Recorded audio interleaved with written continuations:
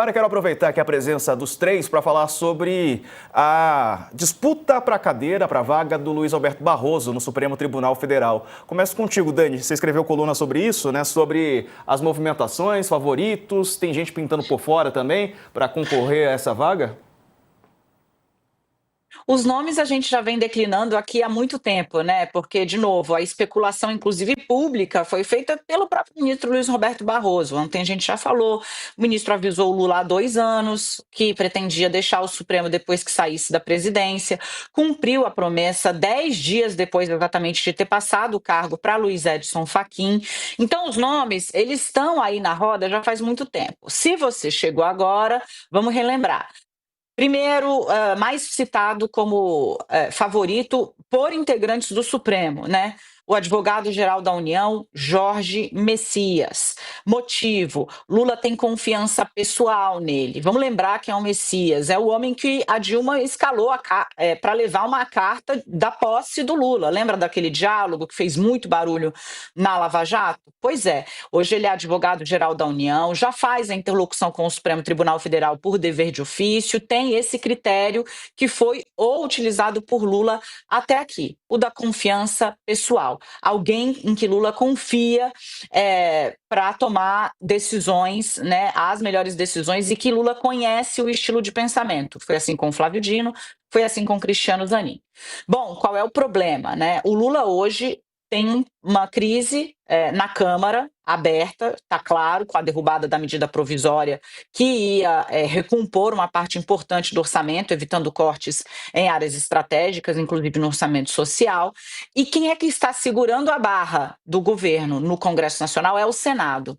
E o Senado tem um candidato, um senador, o senador mineiro Rodrigo Pacheco. Ele é o candidato de Davi Alcolumbre, mas como eu contei numa coluna um tempo atrás, um aliado do Lula falou, não é que ele é só o candidato do Alcolumbre, ele é o candidato do Senado. Ele tem a simpatia do Senado como um todo.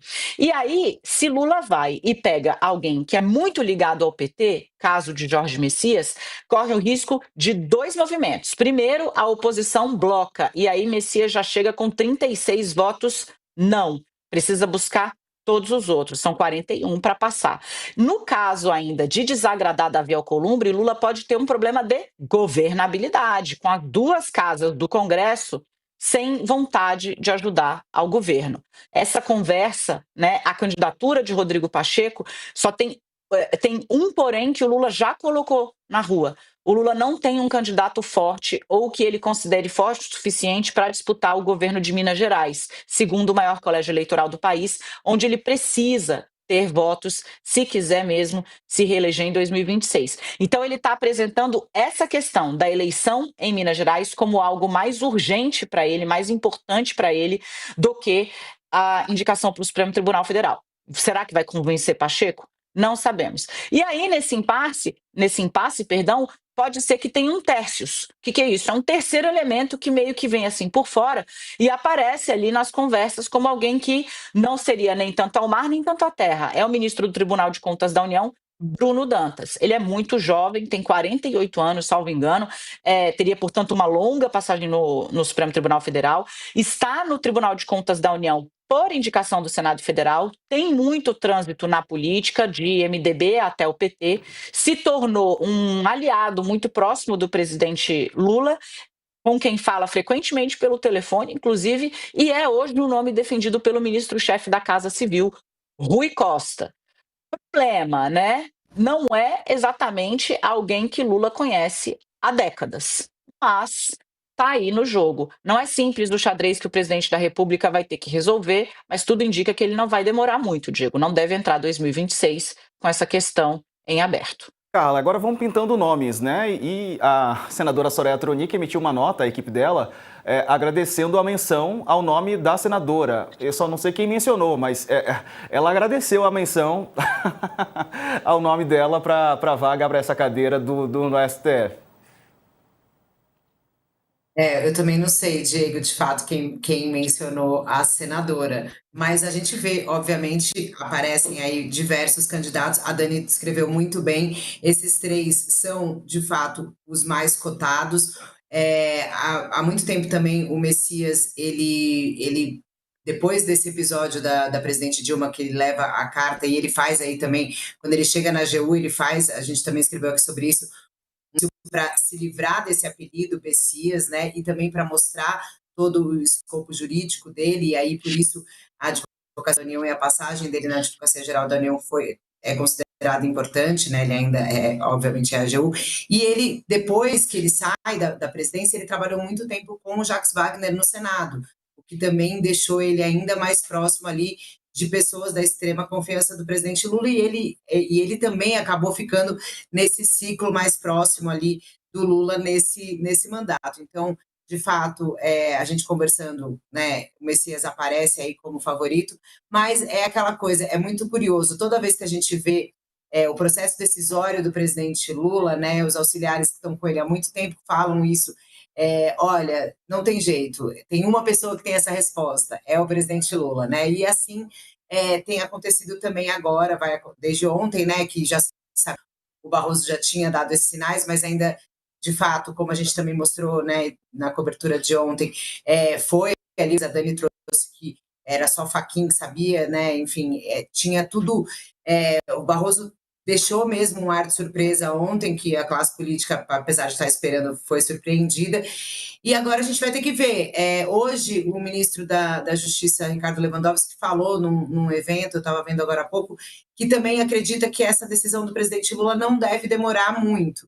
Mas o presidente tem uma série de viagens aí, né? No começo da semana vai para Roma, tem obviamente, outras pendências sobre a mesa para resolver. A gente trouxe aqui a questão de que caducou a MP ali que taxava bancos e bets, e isso cria um problema para o presidente Lula, que vai ter que sentar com a equipe econômica para resolver problemas, tem toda essa relação do Congresso.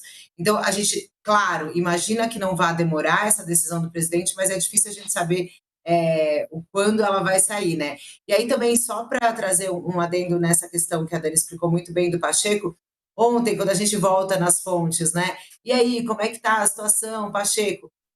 Pelo menos 2 auxiliares muito próximos do presidente Lula, um deles do Partido dos Trabalhadores, me disse, olha, o Lula quer e precisa do Pacheco em Minas.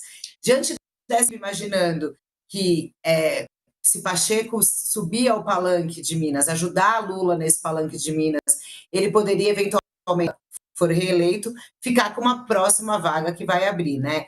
Então, também tem gente já fazendo essa conta, imaginando que, olha, Pacheco tem essa simpatia do Senado, de Davi Alcolumbre, como a Dani colocou muito bem, mas poderia ficar numa vaga mais para frente, porque tem essa missão eleitoral em 2026, e segundo os auxiliares do Lula, isso continua forte. Aí Lula, que já disse publicamente, sinalizou e pediu ali Pacheco para ser candidato a governador de Minas, e por enquanto isso faz com que nesse banco de apostas aí, né, Pacheco perca um pouquinho de pontos para essa vaga agora, que vai substituir o ministro Luiz Roberto Barroso. Mas para fazer aquele head e aquele adendo, né, que a gente que cobre política há muito tempo já sabe, é muito difícil cravar as coisas, não me surpreenderia se um nome que não está nessas apostas saísse de repente, e a gente fosse surpreendido com alguém que está por fora, e que de repente conquiste a simpatia do presidente, enfim, eu não duvido de nada.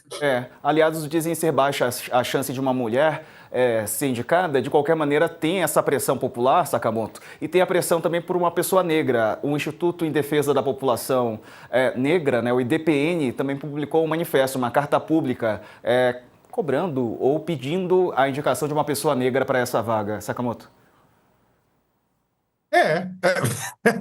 Eu ia falar exatamente disso, na verdade. Porque é o seguinte, vamos lembrar todos e todas, né? O censo de 2022, ele colocou o Brasil com 48,5% de homens e 51,5% de mulheres.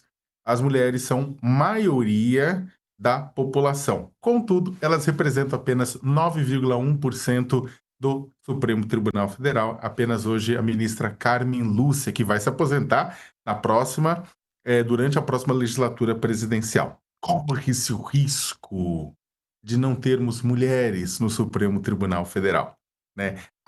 Mas isso não faz diferença. Normalmente quem fala isso é homem, tá? Né? Não, porque nós homens somos capazes de entender e de responder pelas mulheres, né? Como tem idiota nesse mundo. Enfim, o ponto é o seguinte: isso vale a mesma coisa para negros também. A maioria da população brasileira é de negros, é de pretos e pardos, né? Mas não chega nem perto, né? Da, da população do Supremo Tribunal Federal, né?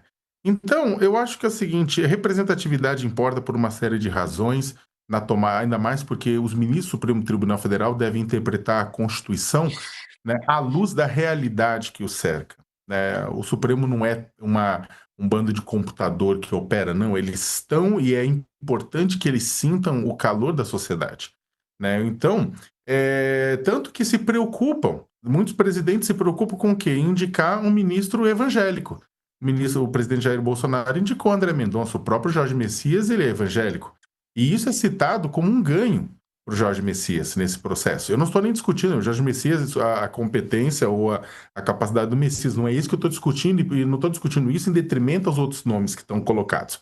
Só que é importante, já passou da hora da gente olhar e falar, não, mas não tem mais nomes. Tem!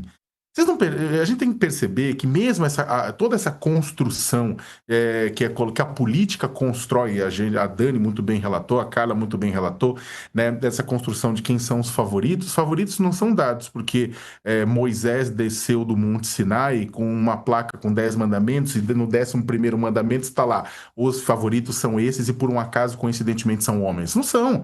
Também é fruto de construção social. São homens tornando homens favoritos de processos, né, como esse. Então, são homens que constroem a carreira de outros homens. Reclama-se muito de sororidade feminina, né, das mulheres apoiarem-se umas às outras, só que nada como o clube do Bolinha masculino. Os partidos políticos são um clube do Bolinha, né? As redações de jornais muitas vezes são clubes do Bolinha, né? Clubes de futebol, empresas. Vai pegar o que é um board de uma grande empresa? Oi, estamos fazendo uma questão toda de pluralidade. Imagina, bando de homem branco na maior parte das vezes, né? Aí quando você coloca uma mulher negra lá, o pessoal trata quase como, é a cota. Então, na verdade, eu acho que é o seguinte: é claro que para o presidente que viu, e é claro que eu não estou querendo discutir aqui, eu sei, na verdade, porque para o presidente é importante ter com alguém que possa contar, que ele já achou que podia contar com algumas pessoas, né, que prometeram matar no peito e não mataram. Então, eu entendo politicamente, mas eu acho que já é hora do Brasil avançar. E nesse ponto, a gente precisaria avançar em coisas como essa.